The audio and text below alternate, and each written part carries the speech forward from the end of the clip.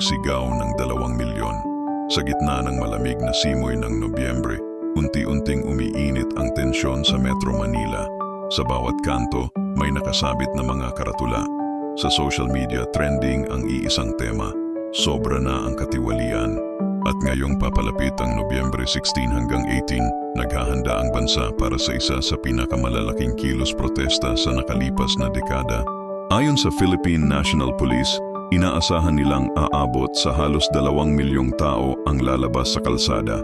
Mga estudyante, manggagawa, propesyonal, matatanda, pati ang mga OFW na umuuwi ng biglaan upang makisigaw sa laban kontra korupsyon.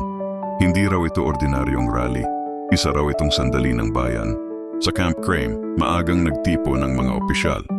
Puno ng briefing rooms ang mapa ng Metro Manila, bawat ruta may marka, bawat entry point may naka-assign na team. Paulit-ulit ang bilin mula sa itaas. Maximum tolerance, walang karahasan. Protektahan ang karapatan ng publiko. Habang papalapit ang araw ng protesta, ramdam ang kaba at pag-asa sa himpapawid. Sa mga universidad, sabay-sabay ang pagpipintura ng placards at streamer. Sa mga barangay, may mga grupong nag-aambag ng tubig, payong at pagkain para sa mga ralista. Sa mga opisina, marami ang naghahanda ng mass leave. Sabi nga ng isang empleyado, hindi ito basta bakasyon, paninindigan ito. Nang sumapit ang unang araw ng protesta, nagsimula ang pag-agos ng tao mula sa iba't ibang lungsod. Libo-libo muna, hanggang sa naging daan-daang libo. At sa bandang hapon, umabot sa milyon. Tulad ng dagat na sabay-sabay ang alon, ang mga tinig naghalo. Galit, pangamba, ngunit higit sa lahat, pag-asa na may pagbabagong darating. Nakabantay ang PNP sa bawat gilid. May mga naka-helmet, naka-vest, ngunit hindi nakaumang. Ang kanilang mga matay nakatutok ngunit hindi agresibo. May ilan pang pulis na nag-aabot ng tubig sa mga rallyista na nanghihina sa init. Silang mga nasa panig ng batas at sila namang nasa lansangan. Magkaharap ngunit parehong Pilipino, parehong pagod na sa paulit-ulit na kwento ng katiwalian. Sa huling araw ng kilos protesta, habang papalubog ang araw, may kakaibang tanawin.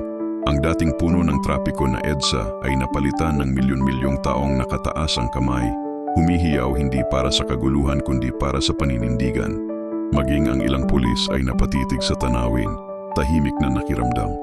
Ilang opisyal ang nagsabing, ngayon lang nila nakita ang ganito kalaking sama-samang paghingi ng pagbabago. At kahit natapos ang 3 araw na protesta, naiwan ng isang mensahe sa hangin. Isang mensaheng hindi madaling mabubura. Kung ang bayan ang magsasalita, kahit sinong nasa kapangyarihan ay mapipilitang makinig. Sa dulo, walang naging marahas, walang namatay. Ngunit may isang bagay na muling nabuhay, ang paniniwalang may saysay pa ang tinig ng taumbayan.